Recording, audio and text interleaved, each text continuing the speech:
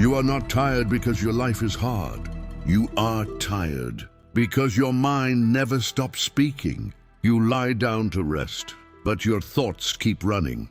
You close your eyes, but your brain keeps replaying everything. The past mistakes you wish never happened. The conversations you keep rewriting in your head. The future problems that do not even exist yet. Your mind does not let you breathe. You laugh with people, but mentally you are somewhere else. You sit in silence, but inside you, there is a storm. A storm made of fear, regret, doubt, and 1,000 what-ifs. You ask yourself, why can't I just stop thinking? But the truth is, you do not think too much. You feel too much, and your mind tries to protect you by never letting you rest. Yet slowly, that protection becomes a prison where your thoughts control you, where your peace belongs to your fears, where your brain is always fighting a war, even when there is no enemy.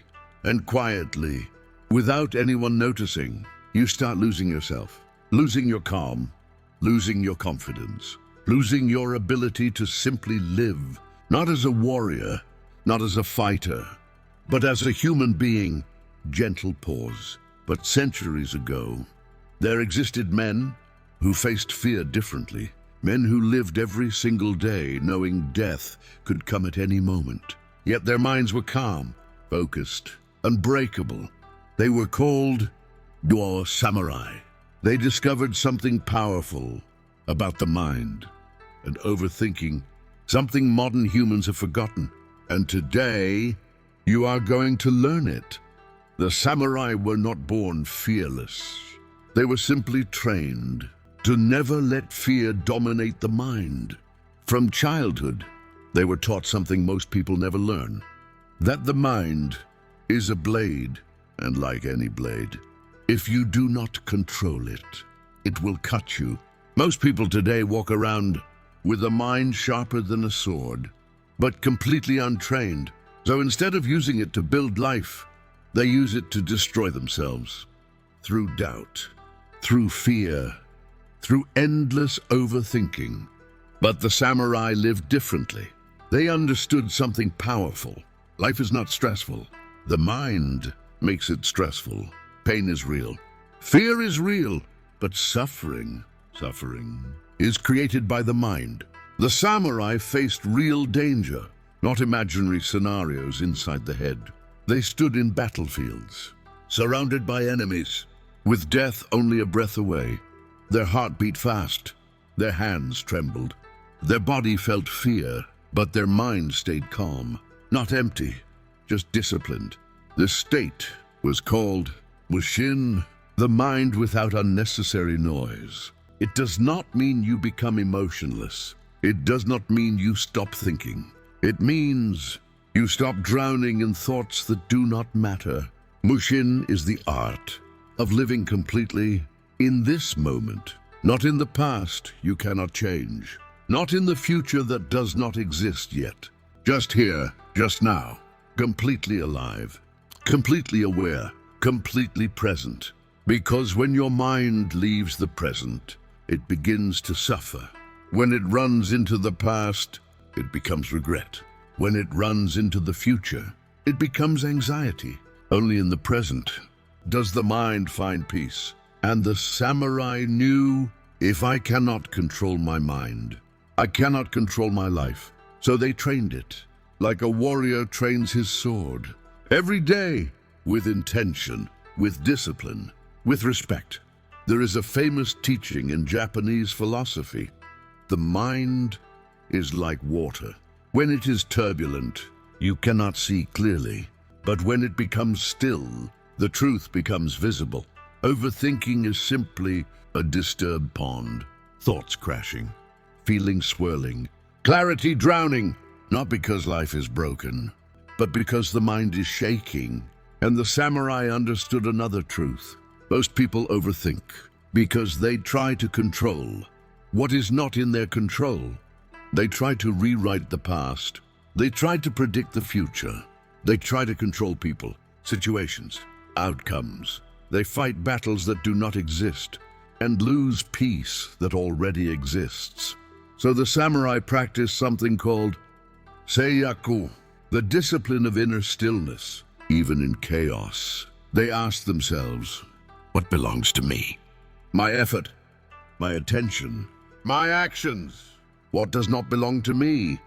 Outcome, results, reactions, the opinion of others, and whatever did not belong to them, they released. Because the samurai believed a warrior does not waste life fighting imaginary enemies.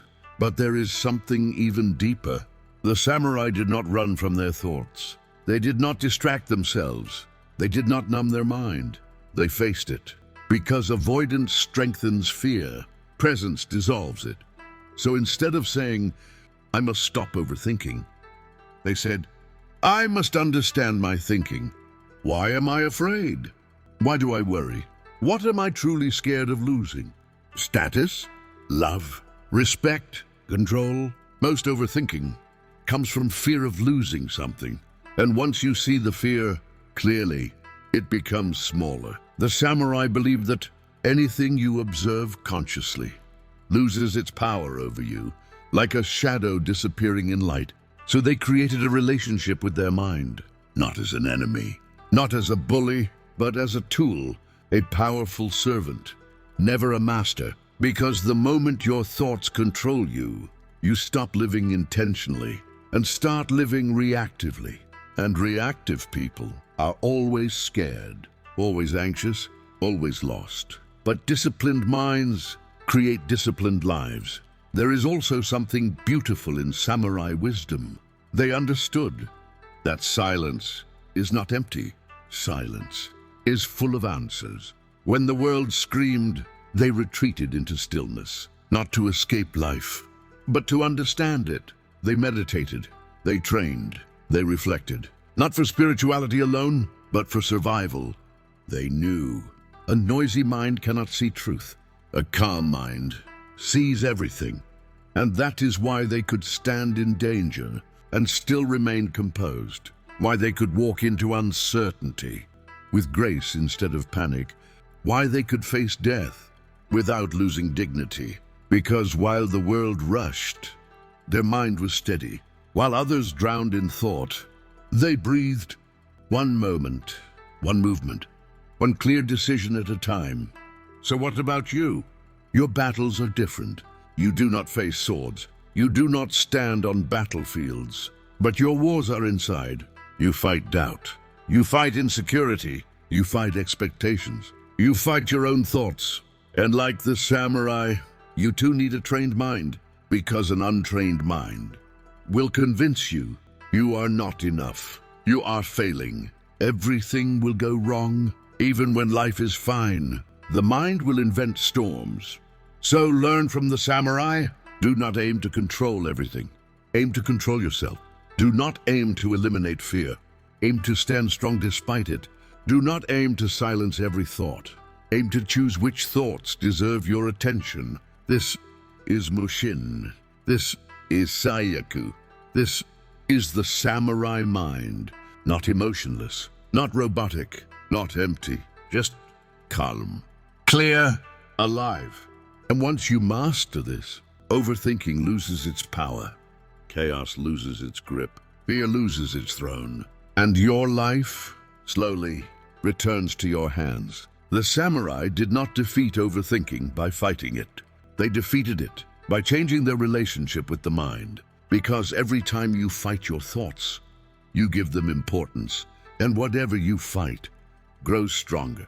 So instead of force, the samurai used structure.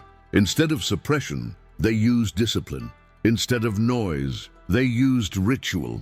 This is the samurai approach. And it begins with something simple, yet deeply uncomfortable for modern humans. Stillness. Not the stillness of sleep, not the stillness of distraction, but conscious stillness. The samurai believed that if you cannot sit quietly with your own mind, you are not in control of your life.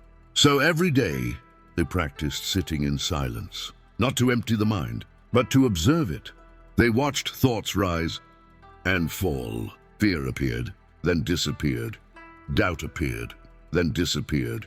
And slowly, they realized something powerful. Thoughts are not commands. They are events, just like clouds passing through the sky. The sky does not chase the clouds. It allows them to pass. You are the sky, not the clouds. Overthinking begins the moment you forget this. So the first samurai rule is this: do not follow every thought. Witness it. When a thought arises like, "What if I fail?" you do not answer it. You do not argue with it. You simply notice it. Fear is present. That's all. No drama, no story, just awareness. Because awareness weakens obsession, and obsession is the fuel of overthinking. The second samurai method is even more important. They train the mind to return, again and again, to the body. Because overthinking only exists in the head. Reality exists in the body, so the samurai used breath. Slow, deep, intentional. When the breath slows, the mind follows. They inhaled deeply, through the nose, held for a moment, then exhaled slowly, longer than the inhale. This told the nervous system one thing: there is no danger. And when the body feels safe, the mind stops creating imaginary threats. Overthinking is not a thinking problem. It is a nervous system problem. A body that feels unsafe creates a restless mind. The samurai knew this centuries ago. Without science, without psychology, only through observation. So when thoughts attacked, they returned to breath again and again and again until calm became familiar. Overthinking does not mean you are weak. It means you care. It means you feel deeply. It means your mind is searching for safety. But safety is not found in thinking more. It is found in presence. The samurai did not escape their thoughts. They learned to stand beside them. They did not silence the mind. They mastered it. They understood something modern life forgets. Peace is not the absence of problems. Peace is the absence of resistance. When you stop fighting your mind, it stops fighting you. When you stop running from uncertainty, clarity appears. When you stop demanding control, strength is born.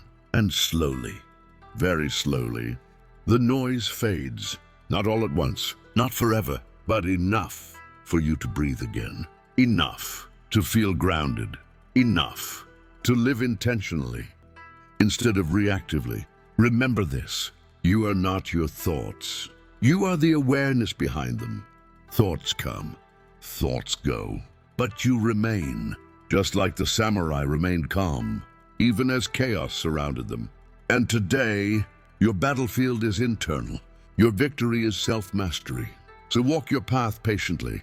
Train your mind like a warrior trains his blade, with respect, with discipline, with compassion. Because a calm mind is not a weak mind. It is the strongest one. And if this path resonates with you, if this wisdom feels familiar, as if you have always known it, then stay here.